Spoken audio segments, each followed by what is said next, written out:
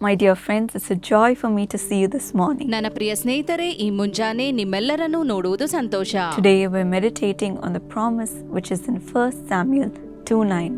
ನಾವು ಈ ದಿನ ಧ್ಯಾನಿಸಲಿರುವ ವಾಗ್ದಾನ ವಚನ 1 ಸಮುವೇಲ 2:9 ವಚನದಲ್ಲಿದೆ.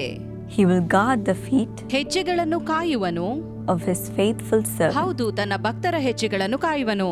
My dear friends, according to this verse, God will protect you. ಹೌದು ಸ್ನೇಹಿತರೆ, ಈ ವಾಕ್ಯದಲ್ಲಿ ಬರೆದಿರುವಂತೆ ದೇವರು ನಿಮ್ಮನ್ನು ಕಾಯುವನು. As you serve the Lord, ದೇವರ ಸೇವೆ ನೀವು ಮಾಡುವಾಗ, wherever you go, God will protect you. ನೀವು ಎಲ್ಲೇ ಹೋದರೂ ದೇವರು ನಿಮ್ಮನ್ನು ಕಾಯುವನು. God will guide you in all the choices that you make. ನೀವು ಮಾಡುವ ಪ್ರತಿ ಆಯ್ಕೆಯಲ್ಲಿಯೂ ಮಾರ್ಗದರ್ಶನ ನೀಡುವನು. And he will guide your path. ಆತನು ನಿಮ್ಮನ್ನು ಮಾರ್ಗದರ್ಶಿಸುವನು. There's a wonderful testimony that reflects this verse. ಈ ವಾಕ್ಯವನ್ನು ಪ್ರತಿಬಿಂಬಿಸುವ ಒಂದು ಸುಂದರ ಸಾಕ್ಷಿ ಇಲ್ಲಿದೆ. Brother Javahar Prabhakaran from Trichy had shared his testimony. ತಿರ್ಚಿಯಲ್ಲಿರುವ ಸಹೋದರ ಜವಾಹರ್ ಪ್ರಭಾಕರನ್ ರವರು ತಮ್ಮ ಸಾಕ್ಷಿಯನ್ನು ಹೀಗೆ ಹೇಳಿದ್ದಾರೆ. He has a wife named Carolyn and a son and a daughter. ಅವರ ಹೆಂಡತಿ ಕ್ಯಾರೋಲಿನ್ ಮತ್ತು ಒಂದು ಮಗ ಮತ್ತು ಒಂದು ಮಗಳು ಇದ್ದಾರೆ. He is working in a private college. ಖಾಸಗಿ ಕಾಲೇಜಿನಲ್ಲಿ ಅವರು ಕೆಲಸ ಮಾಡುತ್ತಾರೆ. And he was also volunteering in the Jesus Calls Prayer Tower in Trichy. ತಿರ್ಚಿಯಲ್ಲಿರುವ ಪ್ರಾರ್ಥನಾ ಗೋಪುರದಲ್ಲಿ ಅವರು ಸ್ವಯಂ ಸೇವಕರಾಗಿದ್ದಾರೆ. In May 2023, as he was traveling from Coimbatore to Trichy in a car, May 2023ರಲ್ಲಿ ಕೊಯಂಬತ್ತೂರಿನಿಂದ ತಿರ್ಚಿಗೆ ಕಾರ್ನಲ್ಲಿ ಹೋಗುತ್ತಿದ್ದಾಗ he met with an accident. ಅವರು ಅಪಘಾತಕ್ಕೊಳಗಾದರು. At a junction, a lorry came from behind and hit his car and it crashed into the divider. ಜಂಕ್ಷನ್ನಲ್ಲಿ ಒಂದು lorry ಹಿಂದಿನಿಂದ ಬಂದು ಕಾರಿಗೆ ಡಿಕ್ಕಿ ಹೊಡೆಯಿತು. ಇದರಿಂದ ಕಾರು ಡಿವೈಡರ್ಗೆ ಹೋಗಿ ಬಡಿಯಿತು. And it was dragged in the divider for a short distance. ಸ್ವಲ್ಪ ದೂರದವರೆಗೆ ಡಿವೈಡರ್ನಲ್ಲೇ ಎಳೆದುಕೊಂಡೇ ಹೋಯಿತು. And the car was totally crushed. Car ಸಂಪೂರ್ಣವಾಗಿ ನಜ್ಜುಗುಜ್ಜಾಯಿತು. But then during this he thought that he and his family would definitely die in this accident. ಅಪಘಾತದ ಸಮಯದಲ್ಲಿ ಅವರು ನೆನೆಸಿದರು, ನಾನು ಮತ್ತು ನನ್ನ ಕುಟುಂಬದವರೆಲ್ಲರೂ ಸಾಯುತ್ತಾರೆ ಎಂದು. They were filled with fear. ಅವರು ಭಯದಿಂದ ತುಂಬಿದ್ದರು. But to their surprise, people saw this accident and they surrounded the car. ಈ ಅಪಘಾತವನ್ನು ನೋಡಿದ ಜನರು ಆ ಕಾರ್ಗೆ ಸುತ್ತುವರಿದರು. And one by one, they pulled each family member out of the car. ಕುಟುಂಬದ ಪ್ರತಿ ಸದಸ್ಯರನ್ನು ಕಾರಿನಿಂದ ಎಳೆದು ತೆಗೆದರು. And none of them were hurt. ಯಾರಿಗೂ ಗಾಯವಾಗಿರಲಿಲ್ಲ. All 4 of them were safe. 4 ಜನರು ಸುರಕ್ಷಿತರಾಗಿದ್ದರು. He said just before this incident, ಅವರು ಹೇಳುತ್ತಾರೆ, ಈ ಘಟನೆಗಿಂತ ಮೊದಲು from being a volunteer at the prayer tower, ಪ್ರಾರ್ಥನಾ ಗೋಪುರದಲ್ಲಿ ಸ್ವಯಂ ಸೇವಕನಾಗಿ, volunteering as a prayer intercessor, ಪ್ರಾರ್ಥನಾ ಮಧ್ಯಸ್ಥಗಾರನಾಗಿರುವಾಗ, I had become an ambassador of Jesus Calls. ಏಸು ಕರೆಯುತ್ತಾನೆಯ ರಾಯಭಾರಿ ನಾನಾಗಿದ್ದೆ. Traveling to different places to pray for the people. ಬೇರೆ ಬೇರೆ ಸ್ಥಳಕ್ಕೆ ಹೋಗಿ ಜನರಿಗೋಸ್ಕರ ಪ್ರಾರ್ಥಿಸುತ್ತಿದ್ದೆ. And I believe because I gave my time to serve the Lord, God protected me and my family.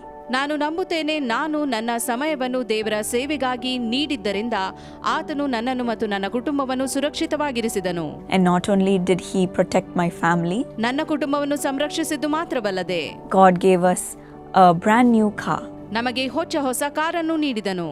And I'm very thankful to the prayer tower and the Jesus Calls family. ಆದ್ದರಿಂದ ನಾನು ಯೇಸು ಕರೆಯುತ್ತಾನೆಯ ಕುಟುಂಬಕ್ಕೆ ಮತ್ತು ಪ್ರಾರ್ಥನಾ ಗೋಪುರಕ್ಕೆ ಧನ್ಯವಾದ ಸಲ್ಲಿಸುತ್ತೇನೆ. My dear friends, in the same way as you give your time to serve the Lord, ನನ್ನ ಪ್ರಿಯ ಸ್ನೇಹಿತರೆ, ಹೀಗೆ ದೇವರ ಸೇವೆಗೆಂದು ನೀವು ಸಮಯ ಕೊಡುವಾಗ God will protect you. ದೇವರು ನಿಮ್ಮನ್ನು ಸುರಕ್ಷಿತವಾಗಿರಿಸುವನು. Yes, we have so many opportunities in Jesus Calls where you can come and serve and pray for the people. ಯೇಸು ಕರೆಯುತ್ತಾನೆಯಲ್ಲಿ ಹೀಗೆ ಅನೇಕ ಅವಕಾಶಗಳಿವೆ.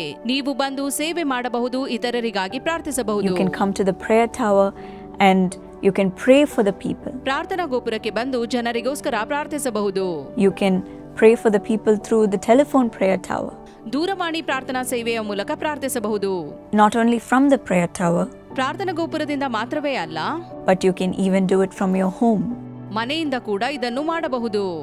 There are so many opportunities where you can come and volunteer ಹೀಗೆ ಸ್ವಯಂ ಸೇವಕರಾಗಲು ಅನೇಕ ಅವಕಾಶಗಳಿವೆ and serve the Lord. ಮತ್ತು ದೇವರ ಸೇವೆ ಮಾಡಲು. So my dear friends, give your time to the Lord. ಆದ್ದರಿಂದ ಸ್ನೇಹಿತರೆ, ನಿಮ್ಮ ಸಮಯವನ್ನು ದೇವರಿಗೆ ಕೊಡಿರಿ. And he will protect you and your family. ಆತನು ನಿಮ್ಮನ್ನು ನಿಮ್ಮ ಕುಟುಂಬವನ್ನು ಕಾಪಾಡುವನು.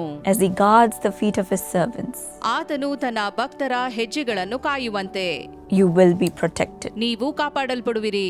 So today, Let us thank God for this wonderful protection that He is giving us. ದೇವರು ನೀಡುವ ಈ ಅದ್ಭುತ ಸುರಕ್ಷತೆಗಾಗಿ ದೇವರಿಗೆ ನಾವು ಸ್ತೋತ್ರ ಸಲ್ಲಿಸುವ.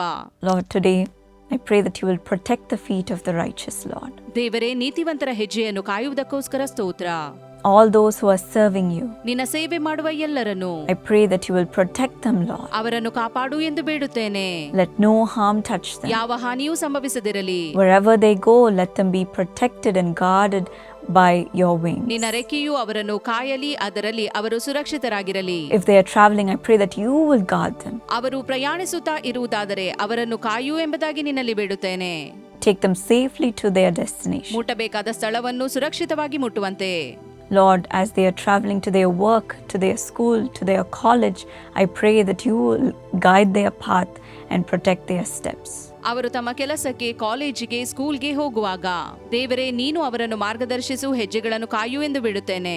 Let your presence surround them today. ನಿನ್ನ ಪ್ರಸನ್ನತೆಯು ಅವರನ್ನು ಆವರಿಸಿಕೊಳ್ಳಲಿ. And let no harm touch them. ಯಾವ ಹಾನಿಯೂ ಸಂಭವಿಸದಿರಲಿ. Bless them, Lord, ಆಶೀರ್ವದಿಸು ದೇವರೇ. as they give their time to you, ಅವರು ತಮ್ಮ ಸಮಯವನ್ನು ನಿನಗೆ ಕೊಡುವಾಗ, as they offer their life to serve you. ಅವರು ನಿನ್ನ ಸೇವೆಗೆಂದು ಜೀವಿತವನ್ನು ಸಮರ್ಪಿಸುವಾಗ Protect them, Lord. ಸುರಕ್ಷಿತವಾಗಿರಿಸು. Let no harm touch them. ಯಾವ ಹಾನಿಯೂ ಸಂಭವಿಸದಿರಲಿ. In Jesus' name I pray. ಯೇಸುವಿನ ನಾಮದಲ್ಲಿ ಬೇಡಿದ್ದೇನೆ. Amen. Amen. God bless you. ದೇವರು ನಿಮ್ಮನ್ನು ಆಶೀರ್ವದಿಸಲಿ. My precious friend, ನನ್ನ ಅಮೂಲ್ಯ ಸ್ನೇಹಿತನೇ, through the television program TV ಕಾರ್ಯಕ್ರಮದ ಮೂಲಕ and through the social media programs, ಸಾಮಾಜಿಕ ಜಾಲತಾಣದ ಕಾರ್ಯಕ್ರಮಗಳ ಮೂಲಕ which we send out to thousands of people every day, ಪ್ರತಿದಿನ ಸಾವಿರಾರು ಜನರಿಗೆ ಕಳಿಸಿಕೊಡುತ್ತೇವೆ.